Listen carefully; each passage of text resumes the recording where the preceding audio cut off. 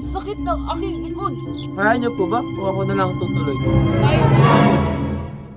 Ito ang pagkakaalam ko. Ngunit, bakit? May hukay na. Ano? Hindi ito maaari. Ginoo, maaring magtanong? May nakita po ba kayong libingang may krus? Malaki po ba na krus?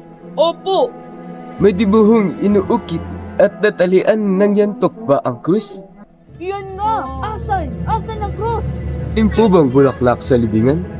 Oo nga. Asan nga ba? Ituro mo ito sa amin. Ang krus po ay nasunog na, Bakit sinunog? sapagkat yun po ang inuutos sa akin ng kurang malaki. Sino ang kuna? Sino? Kung sino po ang namalo, si Padre Garote. Nasisiraan po ba kayo ng bait? Bakit naman ninyo ipinatapon? At bakit yan naman ipinatapon ng bangkay?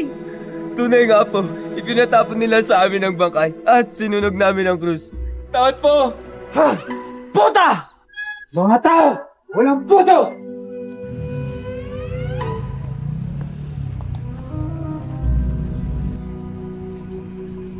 Ano ang ginawa mo sa aking ama? Ikaw nagkakamali. Wala akong ginawa sa iyong ama. Anong wala? Hindi po ako, matiti ako na si Padre Damaso ang may gawa nito. Walang kwenta!